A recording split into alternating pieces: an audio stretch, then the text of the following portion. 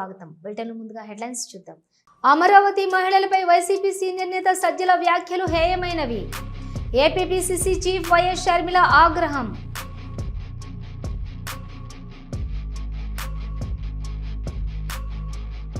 కూటమి ప్రభుత్వంలో మహిళలకు రక్షణ లేదు. మాజీ మంత్రి ఆర్కే రోజా విమర్శలు.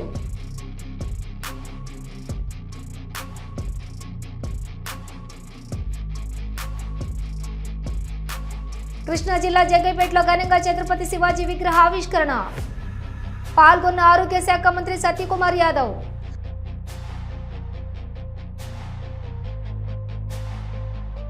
రైతులను మోసం చేస్తున్న సీడ్ కంపెనీలపై చర్యలు తీసుకోవాలి.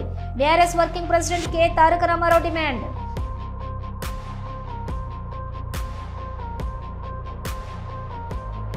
కోలగొట్టడం తప్ప కట్టుడు చేత కాదు రేవంత్ రెడ్డికి. బీఆర్ఎస్ వర్కింగ్ ప్రెసిడెంట్ కేటీఆర్ ఘాటు విమర్శలు.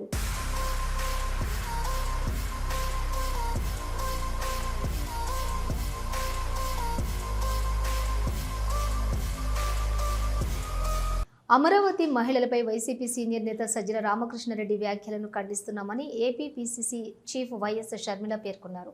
చేసిన తప్పును క్షమాపణ చెప్పడానికి ఇబ్బంది ఏంటి అని ఆమె నిలదీశారు. వైసీపీ నేతలు చేసిన తప్పులే మళ్లీ చేస్తున్నారు. మహిళలు నా అక్క చెల్లెలు అని జగన్ అంటారు, కానీ ఆయన సొంత చెల్లికే మర్యాద ఇవ్వటం లేదు. ఇక రాష్ట్రంలో ఇతర మహిళలకు ఏం గౌరవం ఇస్తారు అని షర్మిల ప్రశ్నించారు. ఉద్యమించారు వాళ్ళ మీద ద్వేషం చిమ్ముతూ సజ్జల గారు చేసిన వ్యాఖ్యలు, వారు పిశాచులని రాక్షసుల్లాగా ప్రవర్తిస్తున్నారని, ఇంకా చాలా నీచంగా సంకర జాతి అని చాలా నీచంగా మాట్లాడడం జరిగింది. వాటిని కూడా కాంగ్రెస్ పార్టీ ఖండిస్తుంది. తప్పు చేసినప్పుడు క్షమించండి అని అడగడంలో నామోషీ లేదు. అలా కాకుండా మూర్ఖుల్లాగా చేసిన తప్పే మళ్ళీ చేస్తున్నారు. ఇది వైసీపీకి కొత్తేమీ కాదు. ఇదే సజ్జల రామకృష్ణ రెడ్డి కొడుకు కూడా, భార్గవ గారు కూడా నన్ను కూడా వదిలిపెట్టకుండా నా మీద కూడా ఒక సైన్యం సోషల్ మీడియా వేదికగా పనిచేశారు. రాజశేఖర రెడ్డి బిడ్డనని చూడలేదు, ఒక మహిళనని చూడలేదు, ఒక తల్లినని చూడలేదు. చాలా కించపరిచిన సందర్భాలు అనేకం. జగన్మోహన్ రెడ్డి గారు ఊత పదంలా చెప్తుంటారు, నా అక్క చెల్లెలు అని. మరి అలాంటప్పుడు జగన్మోహన్ రెడ్డి గారు ఆలోచన చేసుకోవాలి, వైసీపీ పార్టీ ఆలోచన చేసుకోవాలి. మీ సొంత అక్క చెల్లెలకి మర్యాద లేదు. కనీసం రాష్ట్రంలో ఉన్న మహిళలు, మీకు ఓట్లేసిన మహిళలు, మిమ్మల్ని ఒకప్పుడు ముఖ్యమంత్రిని చేసిన మహిళలు, కనీసం వాళ్ళనన్నా గౌరవిస్తే మీకు రాజకీయాలలో భవిష్యత్తు ఉంటుంది, లేకపోతే అది కూడా మిగలదు. హైదరాబాద్ నుండి ఇండిగో విమానంలో రేణిగుంట గ్రామం చేరుకున్న కేంద్ర హోంశాఖ సహాయ మంత్రి బండి సంజయ్ భారీగా స్వాగతం పలికిన అధికారులు, బీజేపీ నాయకులు, కార్యకర్తలు. అనంతరం రోడ్డు మార్గం గుండా తిరుపతికి పయనమయ్యారు.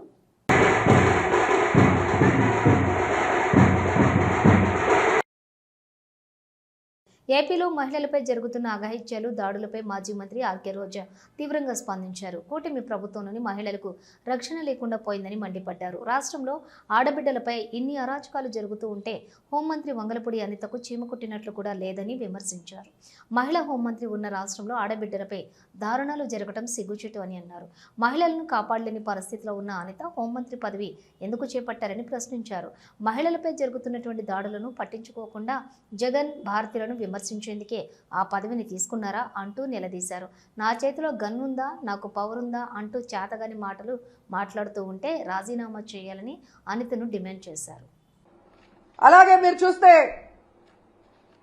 జగనన్న తన కూతుర్లు చూడడానికి లండన్కి వెళ్ళినప్పుడు ఆయన గురించి నీచంగా మాట్లాడిన లోకేష్ క్షమాపణ చెప్పాలి.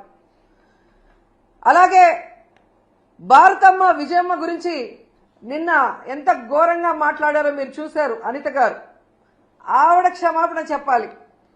అలాగే నన్ను బండారు సత్యనారాయణ ద్వారా ఎంత దారుణంగా ఎంత బూతులతో మాట్లాడించారో దానికి బండారు సత్యనారాయణ మాట్లాడించిన చంద్రబాబు నాయుడు, లోకేష్ క్షమాపణ చెప్పాలి.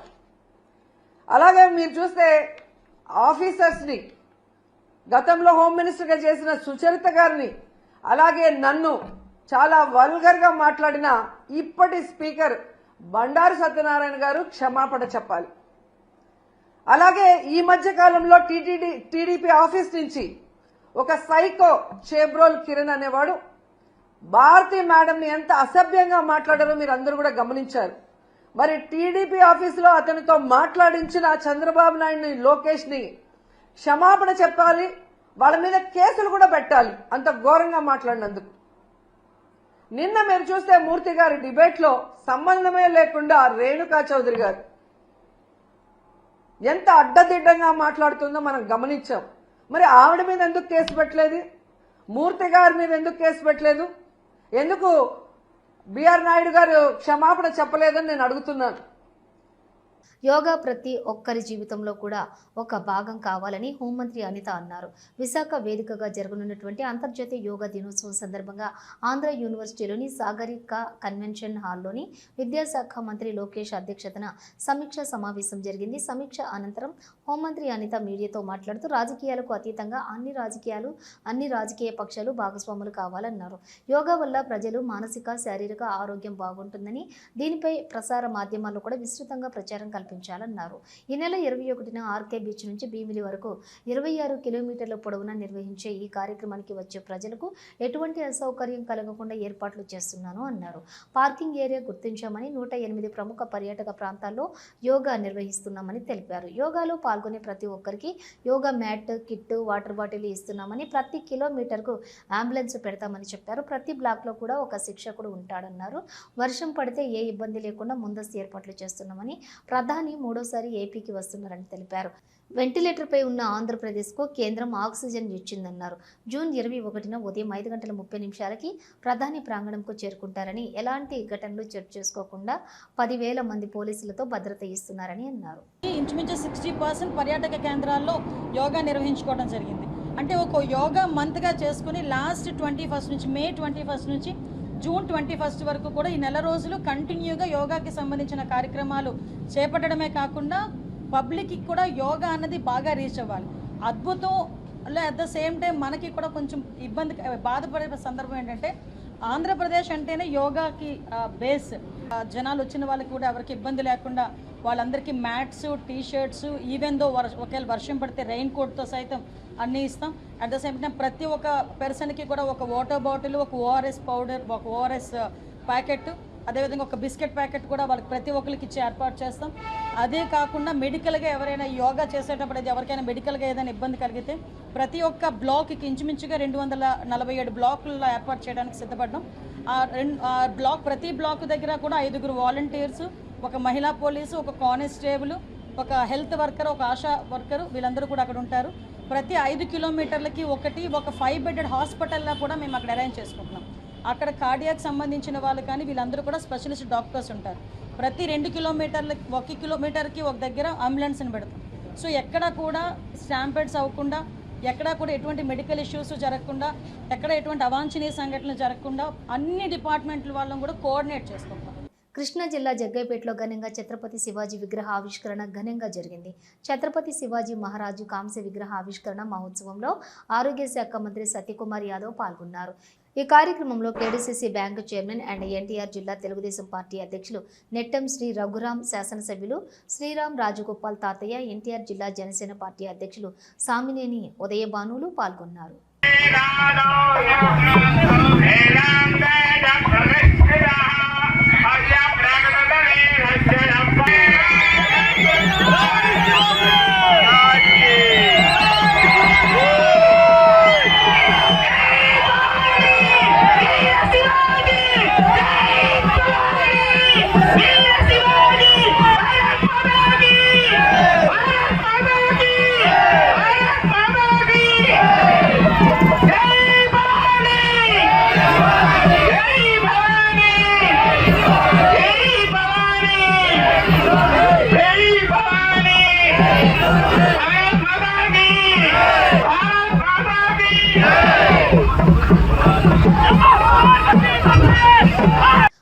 7 బృందాల్లో 50 మందికి పైగా ప్రస్తుత మాజీ ఎంపీలు దౌత్యవేత్తలు ఆపరేషన్ సింధూర్ చేపట్టిన తర్వాత భారత్ వైఖరి ప్రపంచ దేశాలకు తెలియజేయడానికి వివిధ దేశాల రాజధానులలో పర్యటించిన పలు పార్టీల ప్రతినిధి బృందాల సభ్యులతో ప్రధానమంత్రి నరేంద్ర మోదీ సమావేశమయ్యారు. ఈ సందర్భంగా ప్రతినిధి బృందాల సభ్యులు తమ పర్యటన అనుభవాలను ప్రధానితో పంచుకున్నారు.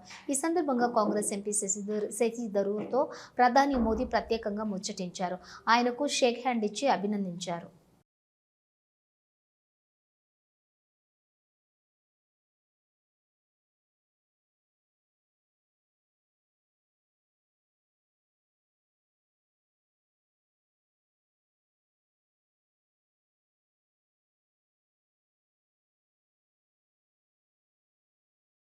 గద్వాల జిల్లాలో రైతులను మోసం చేస్తున్న సీడ్ కంపెనీలపై ప్రభుత్వం చర్యలు తీసుకోవాలని బీఆర్ఎస్ వర్కింగ్ ప్రెసిడెంట్ కె తారక రామారావు డిమాండ్ చేశారు. రైతులు పెట్టిన పెట్టుబడి తిరిగి వచ్చేలా కంపెనీలతో చర్చించి తగిన న్యాయం చేయాలన్నారు. సీడ్ కంపెనీల అక్రమాలతోటి మోసపోయిన గద్వాల జిల్లా రైతులు హైదరాబాద్ నందినగర్లో కేటీఆర్ను కలిసి తమ గోడు చెప్పుకున్నారు.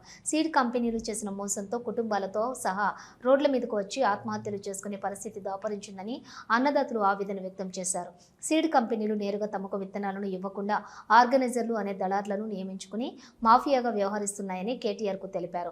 ఈ సందర్భంగా తాము పండించిన సీడ్ను గత సంవత్సరం కంటే తక్కువ ధరకు కొంటామని ఆర్గనైజర్లు కంపెనీలు కొత్త మోసానికి తెరతీశాయని ఆరోపించారు. ఇంతేకాదు తాము పండించిన సీడ్ నాణ్యమైనది అయినప్పటికీ నాసీ రకమని ల్యాబ్ టెస్ట్లో ఫెయిల్ అయిందని అబద్ధాలు చెప్తూ తమ డబ్బులు ఎగ్గొట్టే ప్రయత్నం చేస్తున్నారని చెప్పారు. కంపెనీలు తాము సొంతంగా పెట్టుకున్నటువంటి జీఓటీ అంటే గ్రో అవుట్ టెస్ట్ నిబంధనల ప్రకారం సీడ్ను టెస్ట్ చేసి ఆ పంట ఫెయిల్ అయిందని చెప్తున్నారన్నారు. కానీ తాము పండించిన పత్తి విత్తనాలను ప్రైవేట్ ల్యాబ్లోని టెస్ట్ చేపిస్తే పాస్ అయినట్టుగా తేలిందన్నారు. రేవంత్ రెడ్డి కూలగొట్టడానికి వచ్చాడు తప్ప కట్టడానికి కాదు అని రాజకీయ వేధింపులు కక్ష సాధింపులు తప్ప ఈ యొక్క సన్నాసికి ఏం చేత కాదు అన్నారు బీఆర్ఎస్ వర్కింగ్ ప్రెసిడెంట్ కేటీఆర్. ఈ పేదల ఇండ్లు కూలగొట్టడం, ఇట్లాంటి ప్రాజెక్టులు కూలగొట్టడం, విధ్వంసకరమైన ఆలోచనలు, రాజకీయ వేధింపులు కక్ష సాధింపు తప్ప ఈ సన్నాసికి ఏమి చేత కాదని అర్థమవుతా ఉంది. అందులో అర్థం కాకపోవడానికి మన్యంలోని మారుమూల పల్లెలకు సరైన రహదారి సౌకర్యం లేక డోలీ మూతలు నిత్యకృత్యం అవుతున్నాయి. మృతదేహాల తరలింపునకు కూడా డోలీ మూతలే దిక్కవుతున్నాయి. మన్యం జిల్లా పెదబయలు మండలం ఇంజరి పంచాయతీ జాలంపల్లి గ్రామానికి చెందిన వంతాల రాజంనాయుడు జి మాడుగుల మండలంలో మృతి చెందారు. అయితే జాలంపల్లి గ్రామానికి రహదారి సౌకర్యం లేకపోవడంతో కుటుంబ సభ్యులు కొండలు గుట్టలు ఎక్కి అష్టకష్టాలతో మృతదేహాన్ని డోలీలో మోసుకుని వెళ్లారు. ప్రభుత్వాలు మారుతున్నా తమ తలరాతలైతే మారటం లేదని గిరిజనులు ఆవేదన వ్యక్తం చేస్తున్నారు.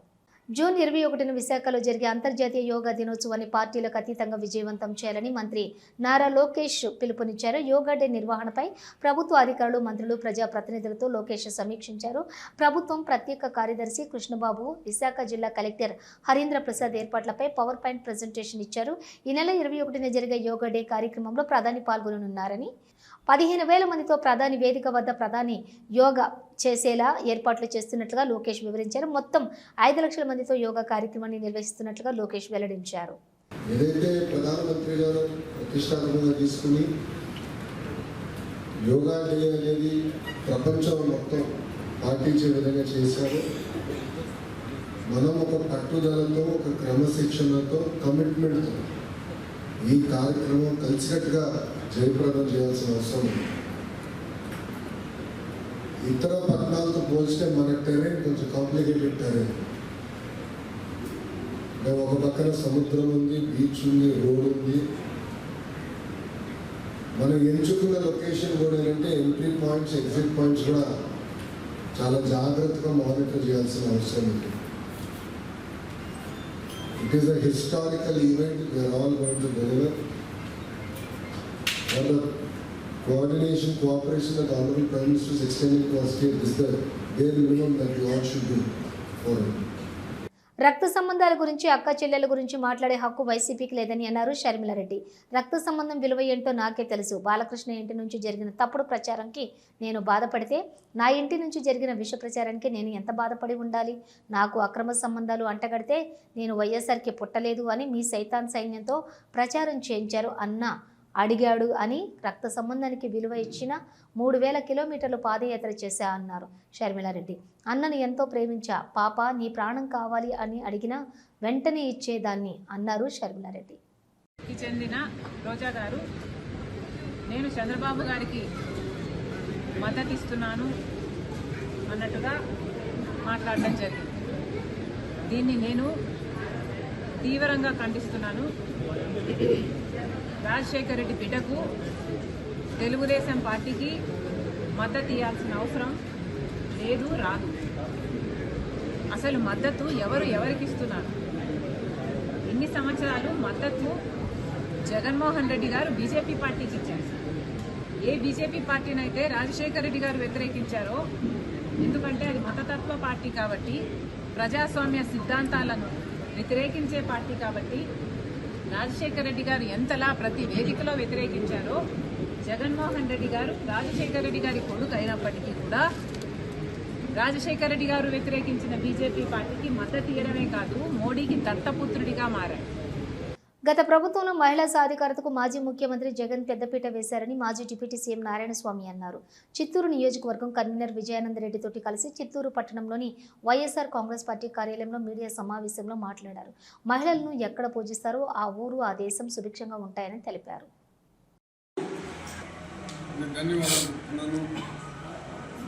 దాదాపు నేరుగా ఈ కూటమి ప్రభుత్వం రావటం, కూటమి ప్రభుత్వంలో కూడా ఈ బీజేపీ జనసేన అనేది వాళ్ళు కూడా ఏ విధంగా పనిచేస్తున్నారో మీకు అందరికీ కూడా తెలుసు. ఈ ఒక్క సంవత్సరంలోనే మహిళల పైన ఎన్ని అత్యాచారాలు జరుగుతున్నది, మరి చిన్న వయసు ఉన్న వాళ్ళపైన ఎంత ఎక్కువగా రేపులు జరుగుతున్నది. ఇంతవరకు ఆంధ్రప్రదేశ్లో ఈ ఒక్క సంవత్సరం జరిగినట్టు మహిళలపైన హత్యలు కానీ, రేపులు కానీ, మానభంగాలు కానీ ఎప్పుడు కూడా చరిత్రలో జరగలేదు. అందుకే ఈరోజు జగన్మోహన్ రెడ్డి గారు పిలుపు మహిళా లోకం అంతా కూడా ప్రతి జిల్లాల్లో రావటం, వాళ్ళు కూడా చెప్పడం జరిగింది. ఇవి బులెటిన్ విశేషాలు. మరో బులెటిన్తో మళ్ళీ కలుద్దాం. అంతవరకు చూస్తూనే ఉండండి న్యూస్.